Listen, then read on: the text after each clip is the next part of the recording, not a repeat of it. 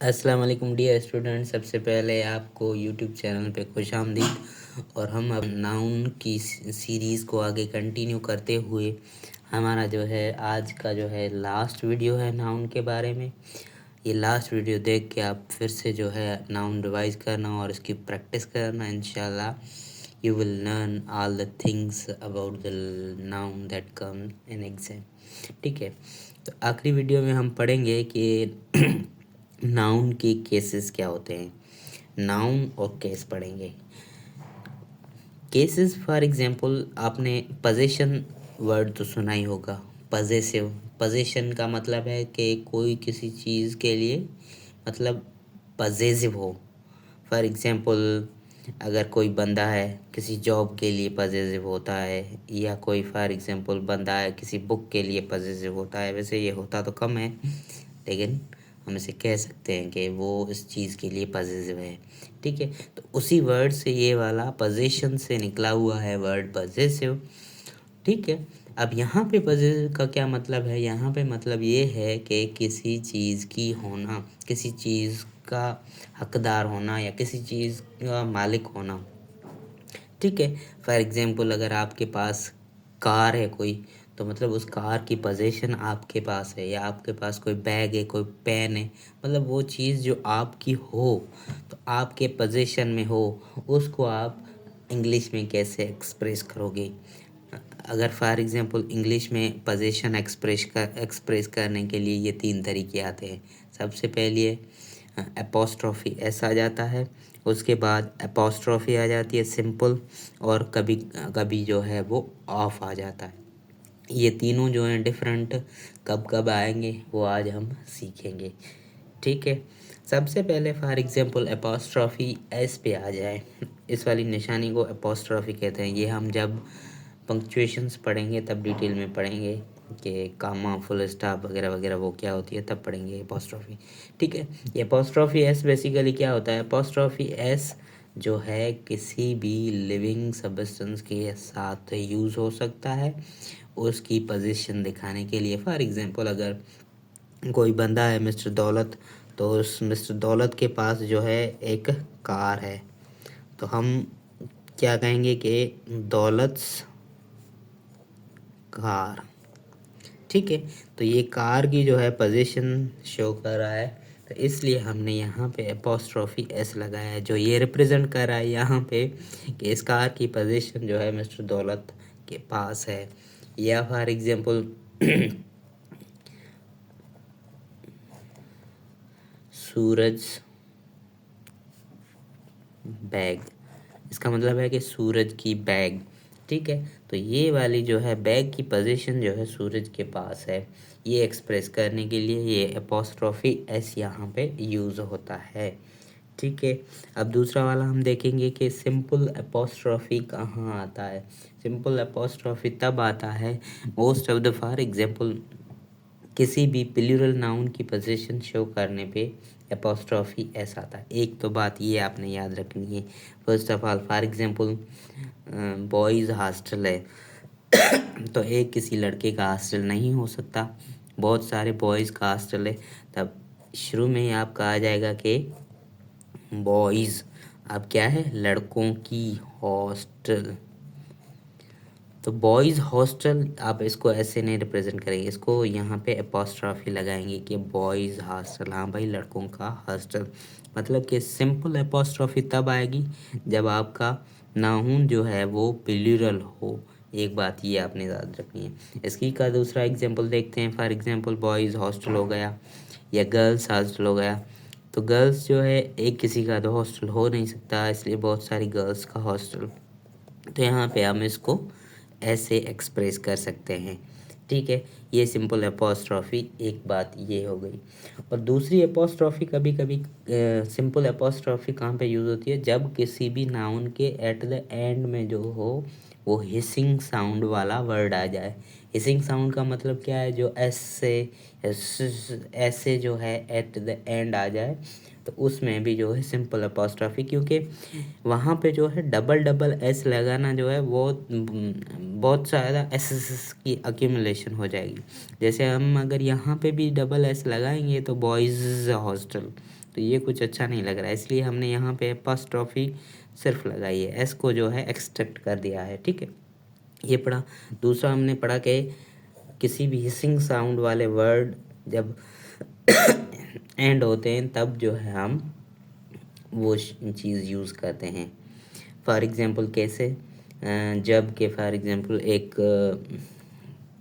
कोई राइटर है गुरदास, तो उसके पोइम, तो हम तब क्या कहेंगे कि गुरदास पोइम। ये वर्ड यहाँ पे ना तो प्लूरल है, ये एस जो है इस बंदे के नाम में ही है, इसीलिए एट द एंड जो है हिसिंग साउंड आ रहा है, गुरदास पोइम। तो इसको हम यहाँ पे जो है सिंपल अपॉस्ट्रोफी लगाएंगे, यहाँ पे जो है डबल एस नहीं लगाएंगे, ठीक है। गुरदास पोइम, कालिदास पोइम, तो ये वाले जो वर्ड्स हैं एट द एंड होते हैं हिसिंग साउंड की वजह से, तो हम यहाँ पे डबल एस नहीं लगाएंगे, सिंपल अपॉस्ट्रोफी यूज़ करेंगे, ठीक है। और तीसरा जो है पोजीशन शो करने के लिए मोस्ट ऑफ द टाइम हमारा ऑफ यूज़ होता है। और जो है तीसरा आपका ऑफ भी पोजीशन के लिए यूज़ होता है। अब हम सीखेंगे कि ऑफ जो है कहाँ पे या किस चीज़ की पोजीशन शो करने के लिए यूज़ होता है। Of most of the time जो है वो नॉन लिविंग की पोजीशन शो करने के लिए यूज़ होता है, ठीक है। फॉर एग्जांपल अगर हम देखें यहाँ पे कि किसी कंट्री की अगर पॉपुलेशन है, तब हम लिखेंगे द पॉपुलेशन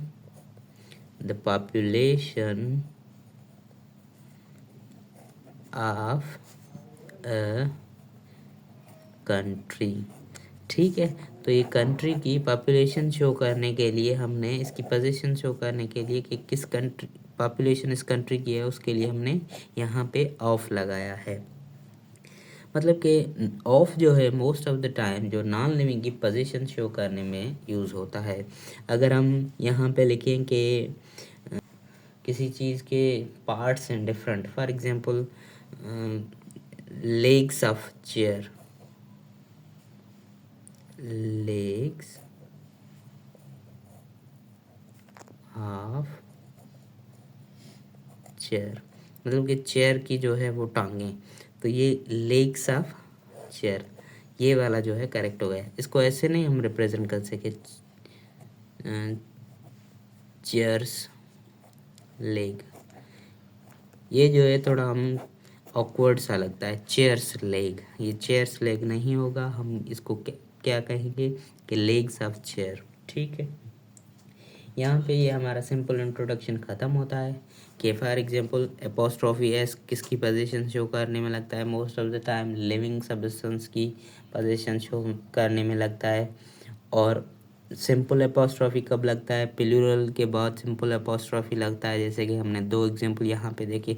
और कोई भी हिसिंग साउंड वाला अगर नाउन है आपका, उसकी पोजीशन शो करनी हो आपने, तब भी आप जो है सिंपल एपोस्ट्रॉफी लगा सकते हैं।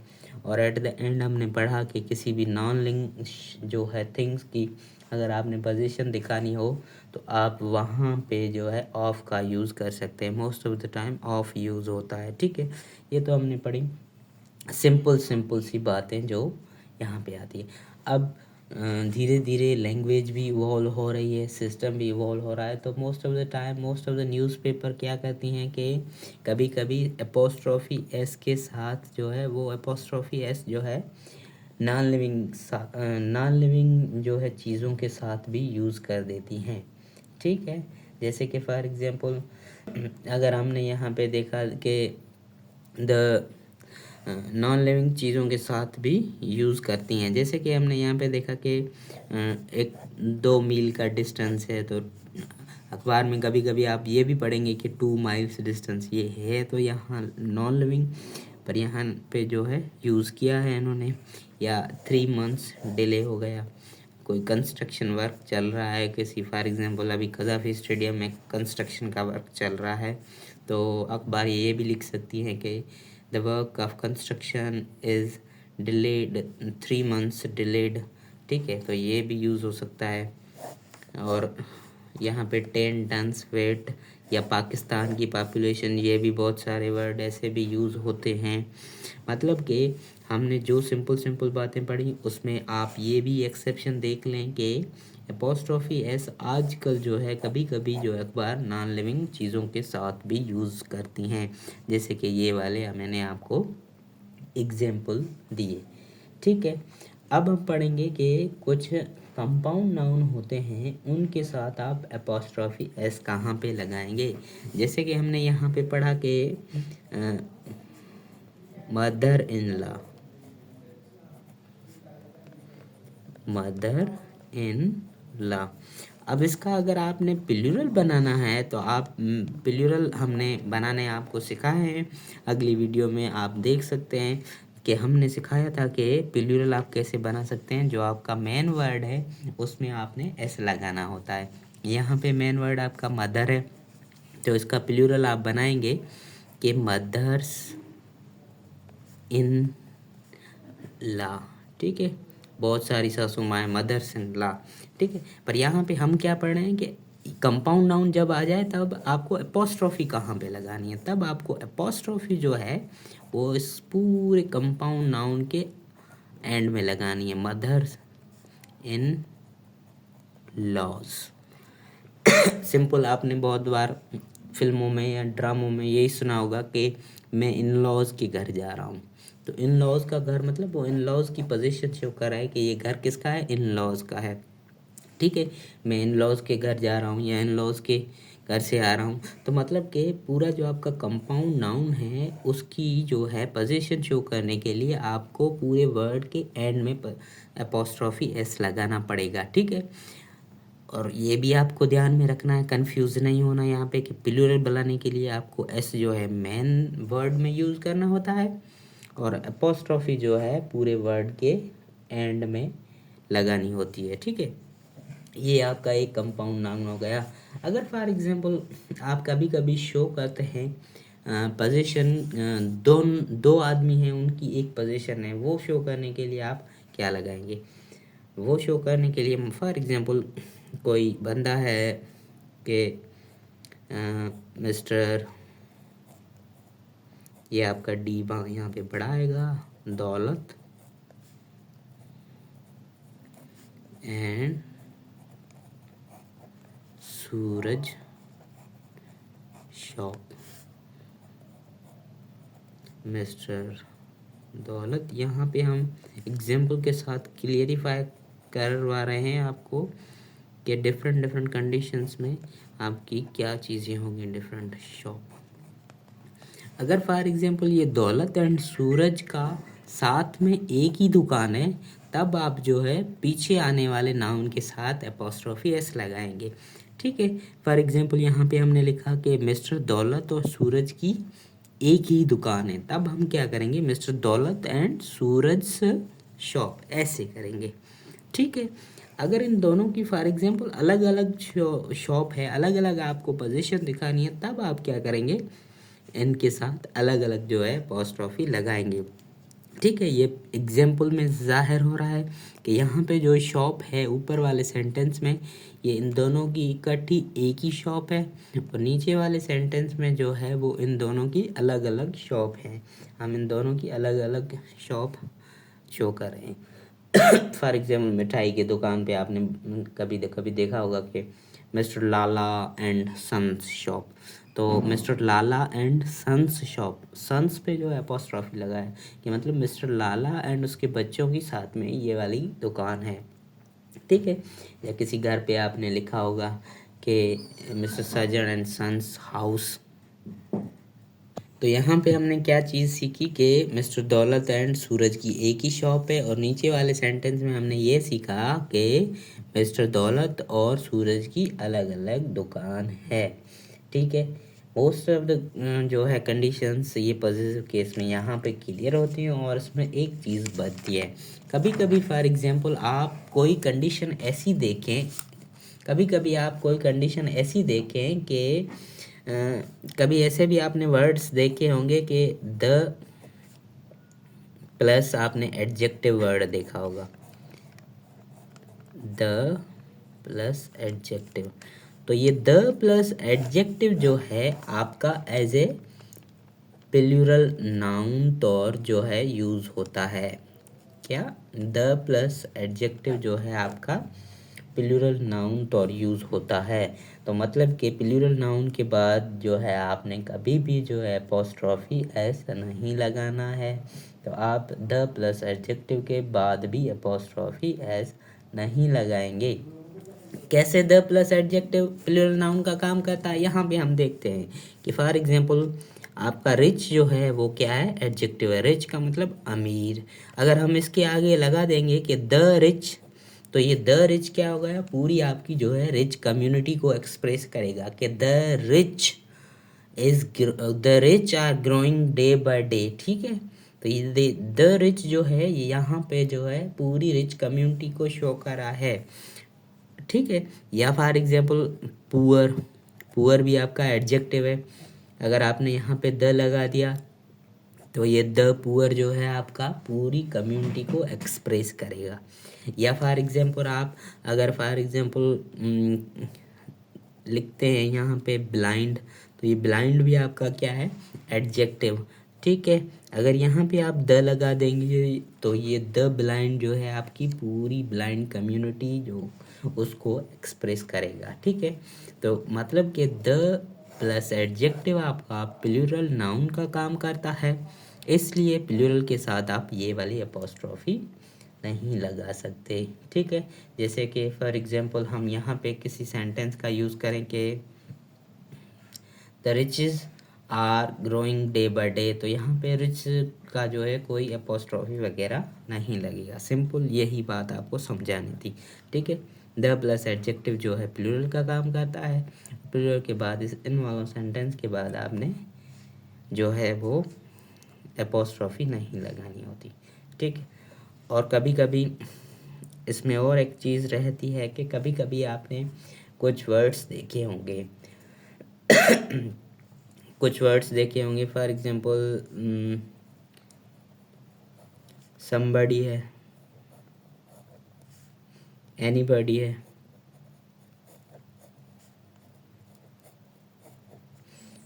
Somebody, anybody, everybody, somebody, anybody, everybody और नोबडी। तो ये वाले जो वर्ड हैं ये आगे चल के हम पढ़ेंगे कि ये जो भी वर्ड हैं ये आपके थर्ड पर्सन सिंगुलर हैं।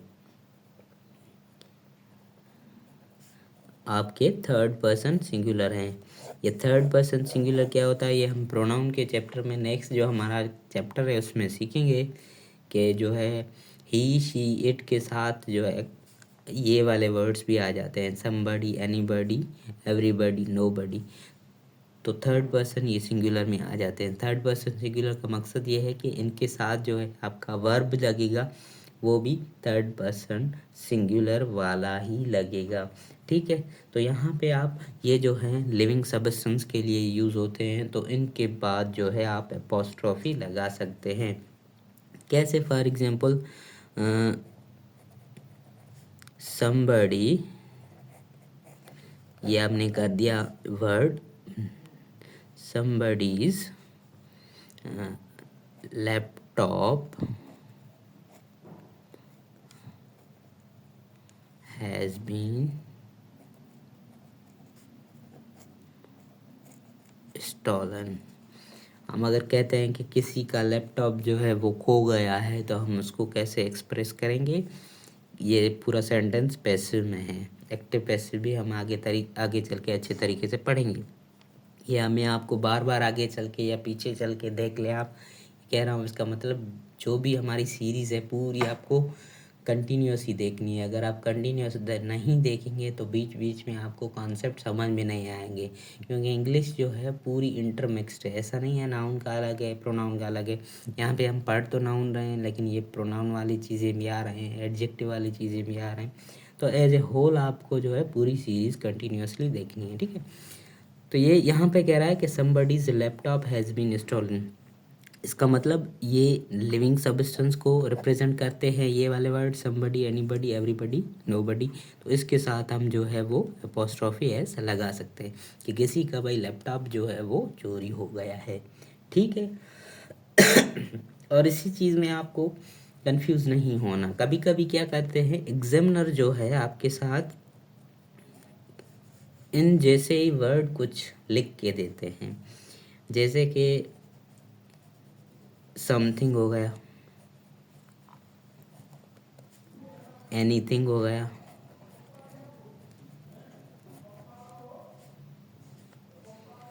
एवरीथिंग हो गया।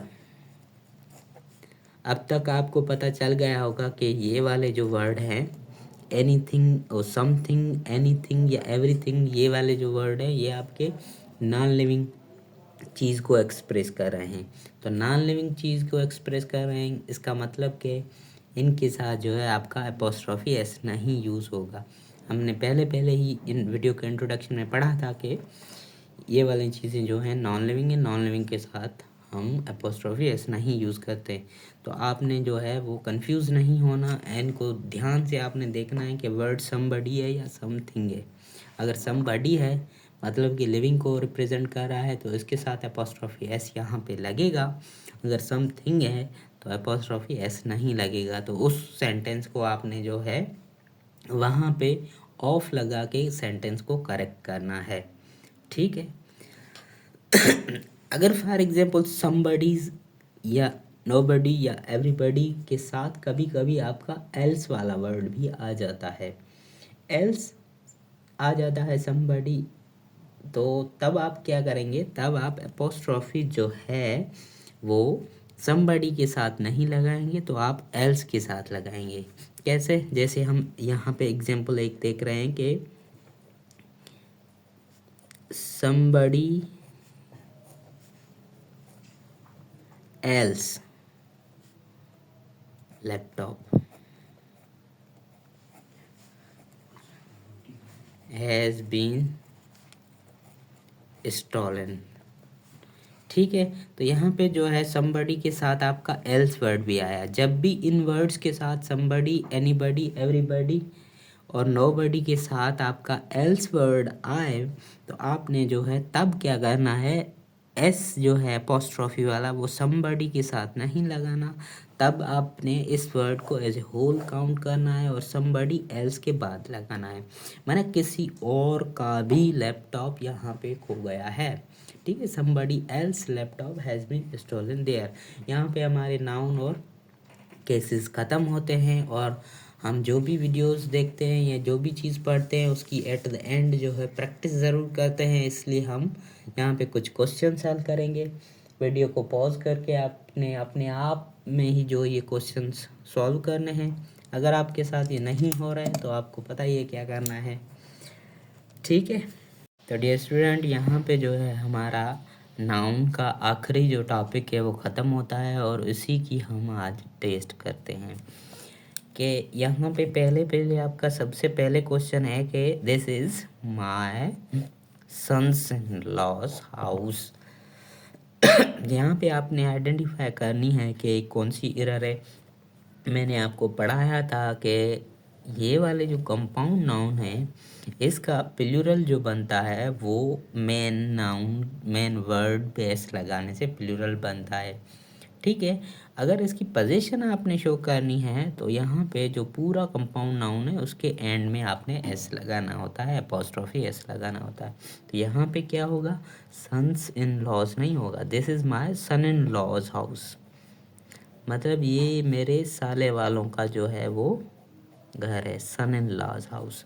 तो इस तरीके से ये आपका सेंटेंस करेक्ट होगा, ठीक है। आपने ये चीज़ें जो है वो प्रैक्टिस से ही जो है कंफर्म होगी या प्रैक्टिस से जो है वो ही परफेक्ट हो सकती हैं।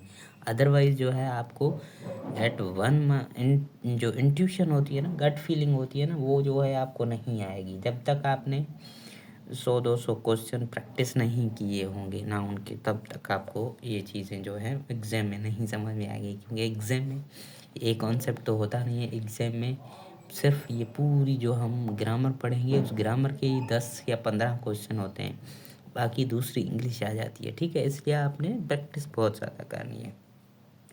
दूसरा क्वेश्चन यहाँ पे है कि he has stolen somebody's laptop, मतलब मतलब तो आपको पता ही होगा, somebody's laptop he has stolen, somebody's laptop, इसी ने किसी का लैपटॉप चुराया है। तो यहाँ पे समबडीज जो है वो किसी आदमी को, किसी बंदे को रेफ़र कर रहा है, इसलिए यहाँ पे एपोस्ट्रोफी एस सही लगा हुआ है। इसका मतलब इस सेंटेंस में जो है वो नो एरर है। ठीक है, इस सेंटेंस में आपकी जो है वो नो एरर है। और मैं आपको एक चीज़ यहाँ पे बता दूँ कि किसी भी सेंटेंस में नो एरर लगाना भी एक बड़ी बात होती है, एक जिगरी की बात होती है, क्योंकि बहुत सारे स्टूडेंट में इतनी हिम्मत ही नहीं होती कि वो नो एरर लगा दें। वो कहीं ना कहीं जो है गलती ढूंढ ही लेंगे। अगर आप प्रैक्टिस हुई होगी या कॉन्सेप्ट अच्छे से पढ़े हुए होंगे, तभी आप जो है नो एरर लगा सकते हैं।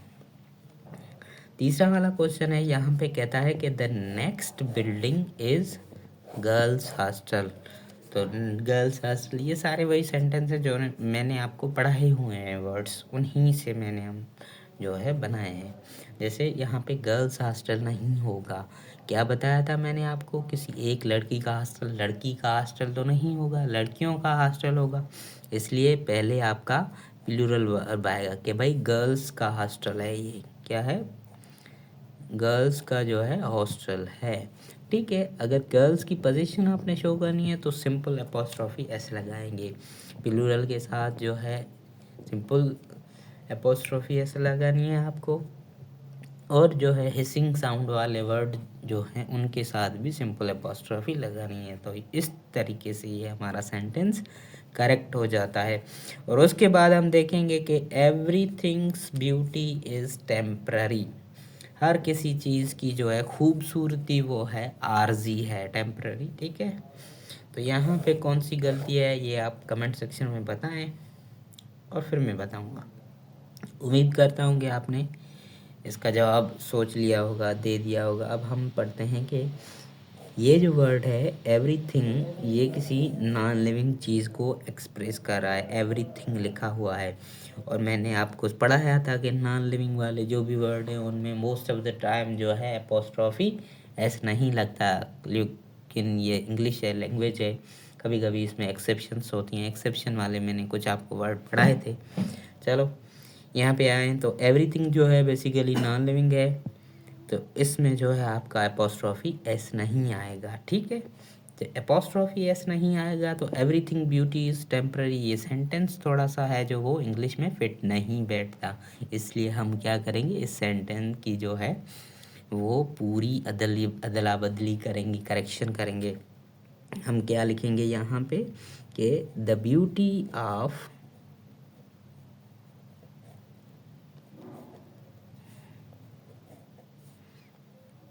Everything is temporary. ठीक है, तो ये जो है आपका इस तरीके से सेंटेंस हमने नॉन लिविंग को ऑफ लगा के करेक्ट किया है। यहाँ पे हमारा नाउन कंप्लीट होता है। आपको नाउन के रिलेटेड जो भी क्वेश्चन हो हमें कमेंट सेक्शन में पूछ सकते हैं, और इंशाल्लाह हम आगे ही अपने ऐसे ही ग्रामर के वीडियोज़ आप स्टूडेंट्स के लिए लाते रहेंगे। Thank you.